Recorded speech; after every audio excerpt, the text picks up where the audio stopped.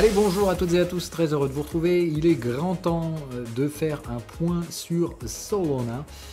Ça n'aura pas échappé à certains, la bataille fait rage entre Solana et BNB pour se batailler la troisième place du crypto total, enfin hors stablecoin.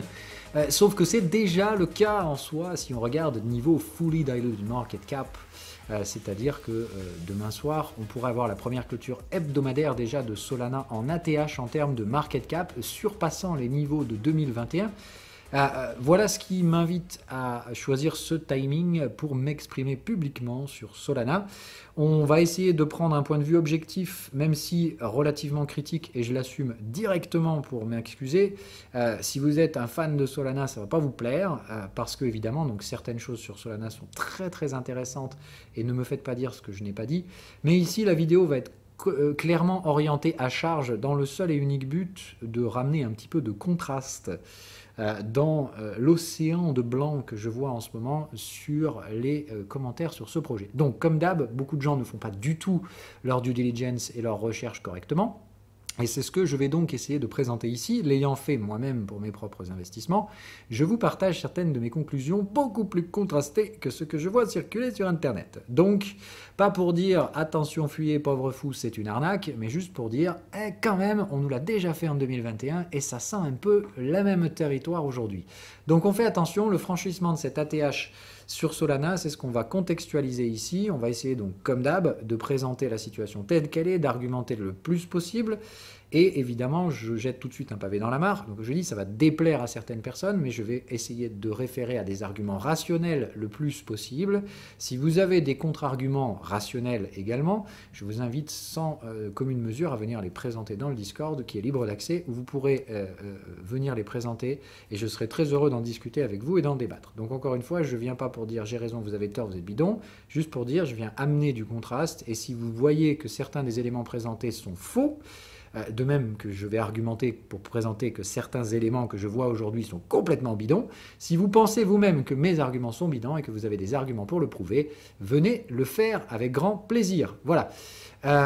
Ceci dit donc, commençons. Solana, état de fait. Donc sur le plan graphique, on a fait une vidéo hier d'ailleurs sur ce sujet pour vous rappeler un petit peu les contextes psychologiques de trading des retail avec le Wall Street Cheat Sheet et l'oscillation des sentiments quand les retail tradent dans les marchés très volatiles.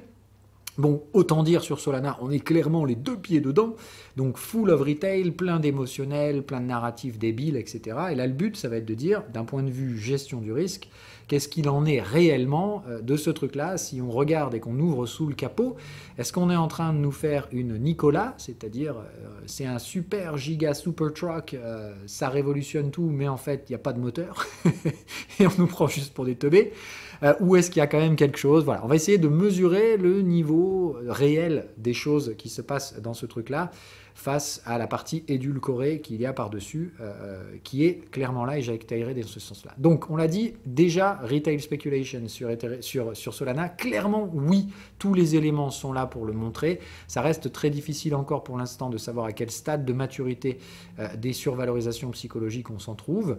Pour revenir là-dessus, donc je vous invite à regarder la vidéo qui a été publiée hier sur la chaîne. Voilà. Deuxième chose, donc je vous dis, ce qui m'intéresse, c'est le franchissement de l'ATH en termes de market cap. Donc déjà, on rappellera encore une fois qu'il ne faut pas commettre cette erreur de regarder juste le prix en dollars. Je sais qu'en ce moment, la plupart des gens sur Solana sont là, ah, Solana, ATH, ATH, ATH. C'est déjà fait, en fait. Mais il faut regarder les vraies métriques. Donc en termes de valorisation, aujourd'hui, Solana cote plus que 2021. Ça, c'est un état de fait.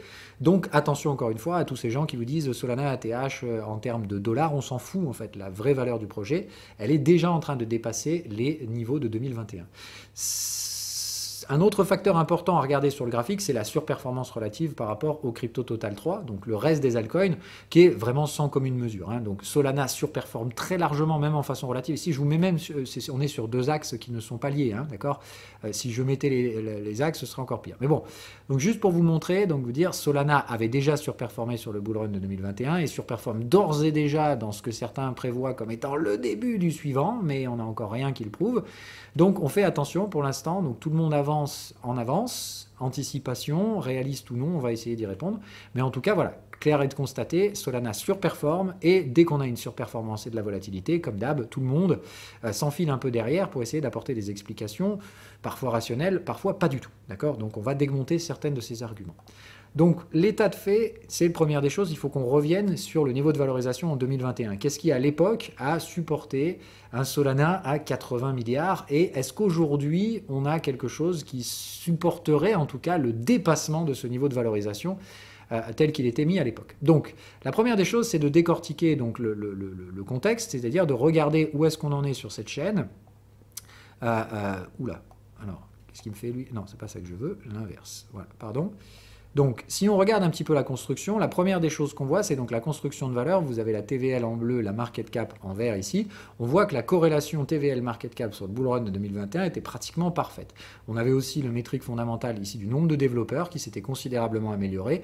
On partait d'une zone, on va dire grosso merdo ici de l'ordre de 30-40 pour venir chercher près de 160 développeurs au plus haut du bull run, donc pratiquement x4. On avait donc une amélioration des fondamentaux de la chaîne à l'époque, TVL, etc. Et évidemment, on avait la market cap qui suivait relativement proportionnellement. L'un et l'autre étaient très très intimement corrélés. Et les développeurs suivaient. Donc plutôt pas mal en fait quand on regardait, sauf que qu'est-ce qui se passe derrière? Pourquoi tout ça crache? Pourquoi la TVL repart sur des niveaux totalement inexistants? Pourquoi le dépôt en volume de stablecoin, qui n'était pas mesuré à l'époque, s'écroule littéralement dans l'année 2022? Il y a forcément un truc qui ne va pas. Je vous rappelle, si on monte avec de la valeur, on ne rebaisse pas derrière. On tient cette valeur plus ou moins. Donc là, il y a un problème en fait. En l'espace d'un an, tout s'est fait puis défait. Donc là, l'histoire, c'est que comme je vous l'ai souvent dit, quand on regarde sur les timeframes de moyen terme, daily, hebdo, en général, tout ce qui est artificiel ne peut pas durer. C'est-à-dire, là, la question qui se pose, est-ce que ce truc-là était artificiel? En tout cas, tout sur le graphique le sous-tend. Et la réalité, c'est qu'évidemment, quand on était dans l'euphorie du bull run, tout était fantastique, mais en fait, la réalité nous est vite revenue dans la gueule. C'est-à-dire qu'en fait, tout ça est documenté, je le rappelle, c'est pas juste de la spéculation débile. Vous aurez les liens ici que vous pouvez mettre en pause pour les copier, bien évidemment. Mais voilà, les révélations ont suivi évidemment derrière. En 2022, on découvre le poteau rose. En fait, deux bolos nous avaient créé 7,5 milliards de fake TVL DeFi. Autrement dit, ils avaient créé un environnement DeFi totalement fallacieux avec différents protocoles qui s'échangeaient de la valeur entre eux pour compter plusieurs fois une TVL complètement artificielle. C'est-à-dire que, en fait, dans les magnifiques 7,5 milliards, dans la TVL de 10 milliards, d'accord, 7,5 milliards étaient bidon. Donc en fait, la TVL réelle, elle était là, elle n'a jamais monté. Le prix, lui, est monté, évidemment. Ça ne veut pas dire que tout était faux. Ça veut dire, en tout cas, 75% du bordel était bidon. On a aussi appris derrière que certains acteurs malveillants, Sam Bankman-Fried et toute sa clique d'Alamida's Research, etc., tradaient avec l'argent des autres dans des produits de surcollatéralisation leveragés, tous auto-centrés un petit peu autour de l'écosystème Solana, entre autres, et pas que Solana, mais ils étaient très exposés sur Solana, dans un entre-soi très dangereux, avec un mélange des fonds des clients. Je vous rappelle quand même que Alamida's Research pouvait trader sur l'exchange FTX sans liquidation. C'était quand même magnifique. Bref, c'était une autre époque. Enfin bref, donc des acteurs malveillants qui étaient surexposés sur cet écosystème, entre autres. Donc bref, ce mélange spéculatif basé sur des narratifs fallacieux et des fausses TVL. Donc, encore une fois, les investisseurs se sont fait avoir, ils ont payé ce truc-là une fortune, ça valait pas grand-chose, et retour à la réalité, fumant, puisque back down to earth, on revient trader les mêmes niveaux, voire même moins. Je vous rappelle qu'en termes de market cap, on s'est craché total. Sur du Solana derrière, on est revenu sur des 3 milliards, d'accord, pour un truc qui était à 80. Donc il faut juste se rendre compte, 97% de contraction, ce que ça représente. C'est bien le fait que tout ça avait été construit complètement artificiellement. Évidemment, quand on est dans l'euphorie du bull, on ne sait pas. Même si on avait fait nos recherches, et Dieu sait que moi le premier, on aurait dû voir que Bankman-Fried, il y avait des trucs craignos. Mais bon, voilà, on s'est tous fait avoir. Et puis derrière, on découvre, même si moi personnellement déjà à l'époque, certains trucs me gênaient sur Solana en termes de croissance, etc. J'étais loin d'imaginer que 75% des soutiens fondamentaux de cette chaîne étaient complètement bidons. Et pire, que ça pouvait être fait par deux gars, quoi. Donc bref... assez dangereux, mais ce qui est assez rigolo, donc, c'est que ça repart. Donc il y a bien quelque chose derrière cette chaîne. retour aujourd'hui et le point où on est actuellement, donc nouveaux ATH, et qu'est-ce qu'on a pour soutenir ça? Ah bah, c'est clairement pas de la TVL, hein, puisque donc cette fois la TVL elle est à 4 milliards, bah, évidemment vu qu'on peut pas tricher. Donc ok, la TVL ça va. Le problème c'est les stablecoins sur la chaîne, il n'y a rien du tout, hein, donc on est toujours qu'à 2 milliards de stablecoins, ça s'améliore, hein, mais on est toujours très très loin encore une fois des ratios, là en termes de market cap sur TVL, ce qui a permis de monter en 2021, on voit qu'aujourd'hui c'est plus là du tout, hein, donc attention. Le niveau aujourd'hui de market cap n'est plus du tout supporté par ce ratio TVL et c'est pas non plus supporté par le ratio en stablecoin. À l'époque, je rappelle, la chaîne valait encore 13 milliards quand on avait 2 milliards de stablecoin dedans. Donc là aujourd'hui, désolé, on a 4 fois moins de stablecoin et on est bien au-delà en termes de market cap. Donc c'est très difficile d'arriver à justifier aujourd'hui la market cap par les métriques du passé. Autrement dit, c'est pas vraiment le ratio stablecoin market cap et encore moins le ratio TVL market cap qui justifie le point où on se trouve aujourd'hui. Donc c'est quoi? Eh ben, c'est les volumes. Et moi, j'ai cherché, ce que j'ai trouvé, en tout cas, si vous avez d'autres thèses, je vous invite à les partager, mais moi, tout ce que j'ai trouvé qui puisse corréler à cette hausse récente, c'est la hausse des volumes. Donc là, il s'agit des volumes échangés sur la chaîne en dollars, hein, d'accord, donc qui sont en explosion littérale, et on voit que la hausse a démarré en même temps que la hausse du prix. Hausse du prix qui s'est même faite avant même que la TVL augmente. Donc il y a bien eu une anticipation des marchés ici, qui se sont très rapidement corrélés avec ces volumes de transactions. Donc on voit bien que sur ce bull run, le narratif est différent. C'est plus une histoire de TVL et de stablecoin, c'est une histoire de volume de transactions en valeur nominale en dollars. Concrètement, sur ce qui se passe sur le réseau, quelle est la valeur collatérale de chaque transaction? Quelle est la valeur qui est transactée par chaque transaction? Et c'est ça qui semble être pricé aujourd'hui par le réseau Solana. Bon. Juste pour donner une perspective, je vous mets Ethereum, d'accord, pour vous montrer donc ce qui se passe quand c'est de la vraie valeur créée. Donc on voit déjà que les métriques, même s'ils sont brutaux, corrigent, mais clairement pas sur la mesure de Solana, c'est-à-dire on n'efface pas tout ce qui est fait. Certes, il y avait effectivement des délires de TVL, de réhypothécation à droite à gauche sur Ethereum aussi, mais on voit qu'ici, par exemple, la market cap en stablecoin, malgré la correction du bear, n'a pas du tout effacé toute sa présence. La TVL non plus. On voit effectivement qu'aujourd'hui, on a un redémarrage de gains d'activité sur la blockchain Ethereum. Mais ici, vous pourrez me dire, mais attends, mais du coup, Phil, ton argument tient pas. Regarde, Ethereum est en train de faire la même chose. Il monte très vite, mais sa TVL et ses ratios en stablecoin ne montent pas. La différence, c'est que sur Ethereum, l'activité est en train de migrer sur les layers 2. C'est-à-dire qu'en fait, ce que vous voyez ici, c'est une lecture partielle.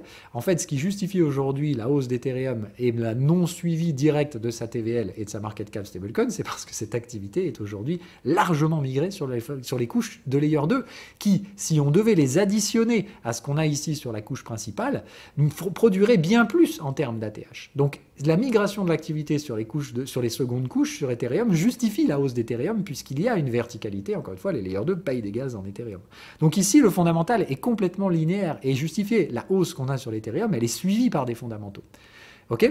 Ce qu'on voit d'ailleurs, et ce qui est assez rigolo ici, c'est que ce n'est pas la valeur nominale des transactions sur Ethereum qui cause son démarrage, ce qui m'invite à penser encore une fois que, toujours vendu comme étant un Ethereum killer, Solana tente à jouer un nouveau jeu que j'ai du mal à comprendre, puisqu'il n'est pas répliqué sur d'autres chaînes qui sont plus réputées pour leur valeur durable et, on va dire, leur sérieux dans le développement. Contrairement à Solana, qui est plus une shitchain et qui a déjà été démontré en 2021 comme étant un gros délire spéculatif qui s'est complètement ratatiné derrière. Donc, ça m'inquiète un peu, puisque donc, comme je vous dis, je suis donc plus prudent aujourd'hui sur Solana que je ne le serais sur Ethereum. Et quand je vois donc Solana construire un nouvel écosystème ex nihilo avec de nouvelles variables corrélées au volume nominal des transactions sur la chaîne, je me dis pourquoi j'ai rien sur Ethereum, en tout cas rien qui suppute la même chose. Est-ce que ça y est, Solana c'est la nouvelle frontière, la nouvelle révolution, cette fois on est vraiment un Ethereum killer, ou est-ce qu'on se fout encore une fois de notre gueule? Voilà un peu le narratif de mes recherches, et donc comme toujours, je fais mes recherches derrière. Je vois d'autres métriques qui m'inquiètent, c'est-à-dire qu'on voit bien que sur Ethereum, le nombre de développeurs core dev sur la chaîne elle-même, malgré une légère contraction, sont toujours très largement supérieurs à ce qu'on a connu avant. Bon, Solana, c'est pas le cas. Désolé, ici, les cocos, on est revenu au même départ. Hein. On est toujours à 30, 40 devs et ça ne s'améliore pas. Donc, malgré l'amélioration de certains métriques on-chain, qui sont les seuls, hein, c'est la seule chaîne à suivre ce volume de transactions, voilà pourquoi j'ai concentré ma recherche sur ce truc-là. De me dire, bon, En 2021, voilà l'état de la chaîne quand on l'a pricé 80 milliards. C'était 75% de fake TVL, des transactions complètement bidons. Hein. Je vous rappelle encore une fois que tout le monde était là sur Solana, les TPS, 100 000, 200 000, 1 million de TPS. Je vous rappelle que la construction de la chaîne en tant que telle, d'accord, il faut comprendre comment fonctionne Solana en tant que telle, c'est tout simplement de dire Solana compte comme transaction les votes de propagation entre les validateurs. Pour vous l'expliquer très sincèrement, c'est comme ça que se propage un consensus, c'est-à-dire pour que l'ensemble des participants du réseau puissent vérifier la légitimité des transactions. Dans Solana, comme il n'y a pas de mempool, ce qui se passe, c'est que du coup, le validateur qui reçoit la transaction, la timestamp avec le proof of history, et doit propager cette information derrière dans des réseaux d'abord locaux, puis une forme de propagation comme ça, ils appellent ça neighborhood, donc c'est de dire par quartier, en fait, on a des quartiers de validateurs qui communiquent un peu entre eux. Donc en fait, c'est ces réseaux de communication entre quartiers qui, en fait, comptent pour près de 70% des TPS. D'accord ? C'est donc des informations de propagation. C'est juste que comme Solana utilise son espace de bloc pour propager ces informations, c'est dans le design infrastructurel de la chaîne, c'est compté donc comme TPS parce que ce sont des transactions qui permettent à ces informations de se propager dans le réseau. Les autres réseaux ne font pas ça, hein, d'accord ? Donc c'est une spécificité de Solana, mais c'est complètement fallacieux derrière en termes de communication de ne pas avoir précisé cette information. C'est-à-dire derrière, on vous dit oh, Solana 3000 TPS quand Ethereum en faisait entre 7 et 10, donc les gens se disent waouh 300 fois plus, c'est énorme, c'est une rupture technologique. Non, en réalité, donc Solana processe 700-800 transactions par seconde, et ce qui est déjà énorme, hein, mais l'effet multiplicateur est quand même, franchement, on s'est un peu foutu de notre gueule. 75% de TPS, de TVL qui étaient fictives, et en fait, il y en avait tout autant sur les TPS que les gens interprétaient. Donc les gens valorisaient cette chaîne sur des métriques qu'ils ne comprenaient pas, voire qui étaient complètement manipulées. Et il y en a d'autres, hein. Je veux dire, c'est pareil, on nous dit derrière, donc c'est fantastique, une finalité des transactions à 400 millisecondes, c'est faux, donc voilà. Tout était fake, hein, en fait, en 2021. En tout cas, ce qui était vendu aux particuliers n'était pas cette réalité. Hein. L'état de fait et la réalité telle qu'elle est, c'est-à-dire la finalité des transactions, n'est absolument pas là. Hein. En validation médiane sur une transaction, on est à 4,5 millisecondes, enfin 4000 millisecondes, donc 4,5 secondes. On est de l'ordre de ce qu'on fait sur du Tendermint, hein, en termes de finalité totale. Ça veut dire que si vous envoyez votre requête à tous les nœuds du bloc, vous obtiendrez la même réponse partout en à peu près 4,5 secondes. Donc ça veut dire ça, c'est le réel temps de validité des blocs, des transactions. 5 secondes. D'accord ? Et vous voyez que certaines transactions mettent bien plus que ça. Donc, en fait, quand on vous vend la chaîne super rapide, max TPS, validation... Non, en fait, ce que vous avez, c'est des pré-commits. C'est-à-dire que quand on vous dit la transaction est valide, on vous dit juste la transaction a été process par le validateur sur laquelle vous l'avez envoyé. Mais là encore, punaise, on se fout de la gueule du monde. En fait, quand on comprend comment fonctionnent ces réseaux et qu'on regarde, entre guillemets, le moteur... Moi, c'est une Porsche avec un moteur de 4L. Donc, j'ai du mal à, encore une fois, argumenter dans le sens des métriques qui ont été vendues derrière. Puisque quand on regarde comment ça fonctionne en termes de dispersion du consensus, c'est pas la réalité qui est vendue. Voilà. Donc, des TPS dont 75% sont des propagations d'informations, des informations à forte vélocité, donc validité de 400 millisecondes, c'est bidon. Encore une fois, on est sur des ratios pratiquement d'1 pour 10. Donc, en fait, 81% de tout ce qui est annoncé est faux, ou en tout cas est faussement inflaté dans la communication. Donc oui, c'est une chaîne de communication, on l'a toujours dit, en fait, dans le milieu, Solana, c'est la chaîne des VC. C'est-à-dire, on fait des narratifs débiles, les gens achètent, on leur dump dans la gueule, et voilà ce que ça donne derrière sur le prix. Donc je me pose la question, donc est-ce que Solana se réveille de ce truc-là? C'est-à-dire on a passé cette phase VC, etc.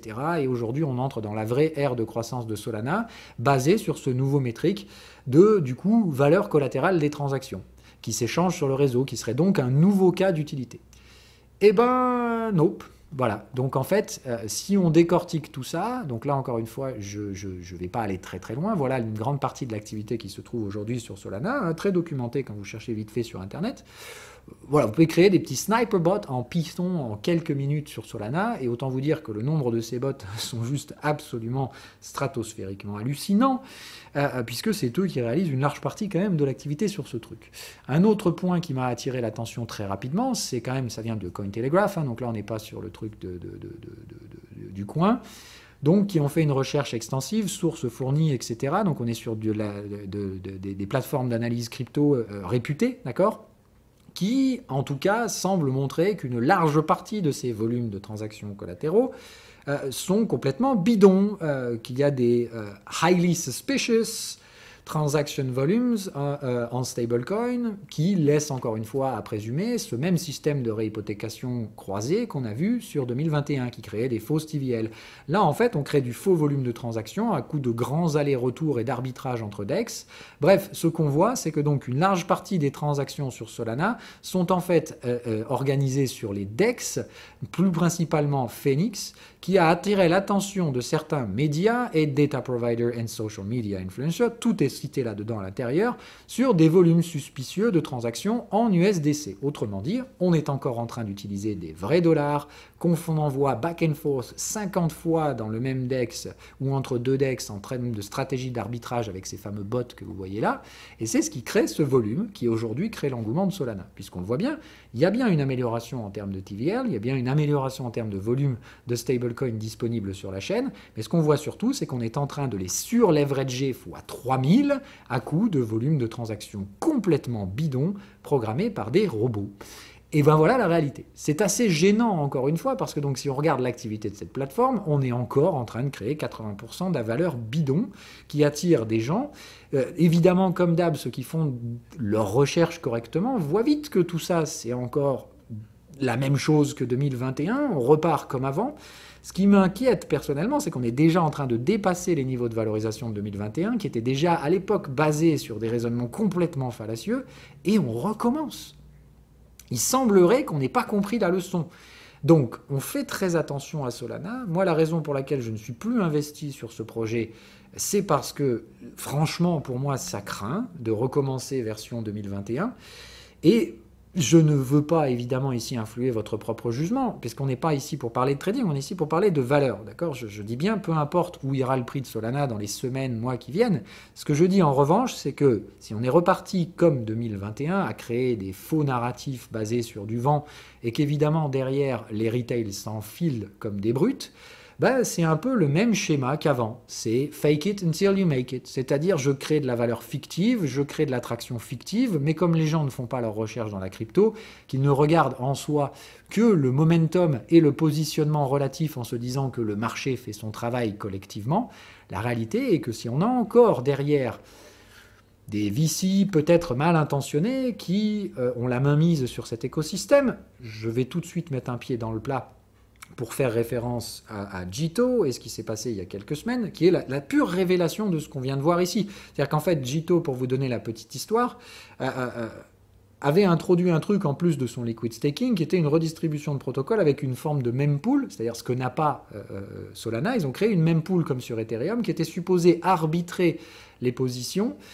pour récupérer des marges et les redistribuer aux stakers. C'était fantastique, ce protocole générait des revenus géniaux, hein, c'est ce qui a envoyé Jito dans la stratosphère, en termes de market cap. Et derrière, en fait, on découvre que cette même mempool se faisait arbitrer par les robots du reste de l'écosystème Solana. Bon, je vous dis, franchement, c'est l'hôpital qui se fout de la charité. Oser critiquer ça quand tu essayais de le faire toi-même, c'est quand même juste d'une bêtise affligeante. Mais bref, ça révèle pour moi l'entre-soi dangereux qu'il y a dans cet écosystème. Entre ces robots qui s'arbitrent les uns les autres en créant des fake volumes à droite à gauche, surhypothéquant tout ce qui peut se trouver derrière à forte vélocité, ça me paraît quand même très dangereux. C'est certes une chaîne qui va vite, mais c'est une chaîne qui ne crée pas beaucoup de valeur. En tout cas, la part réelle de ces transactions est peut-être encore de l'ordre de 20% au maximum, et tout le reste, c'est 80% d'activités bidons créées par des trucs qui sont probablement toujours des narratifs de VC. C'est-à-dire derrière Jito, machin, Peace Network, voilà les trucs qui réalisent beaucoup de transactions sur le réseau Solana. Et derrière ce machin-là, on a tout le temps la même boîte qui revient. Voilà, c'est Jump Capital. Vous regardez le profit du bonhomme, il sort de nulle part, n'a aucune expérience, etc. C'est encore un mec qui a gagné de l'argent en faisant des arbitrages comme Bankman-Fried. Donc c'est juste pour dire, voilà, moi je fais ma due diligence professionnelle, ça fait quand même des années que je suis dans le marché, donc je fais quand même attention à ce genre de trucs. Je vois des red flags partout, donc je vois encore les mêmes narratifs bidons complètement inflatés avec des métriques pas trop réalistes.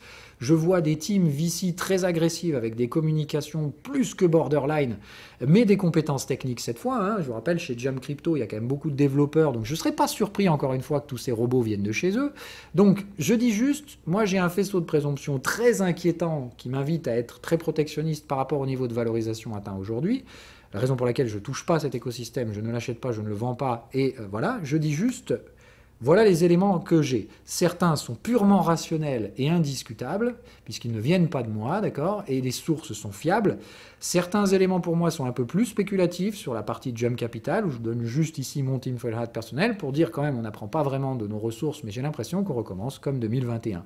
Des métriques complètement pipotées, des teams hyper spéculatifs derrière qui boostent tout et n'importe quoi, n'importe comment pour vendre les tokens.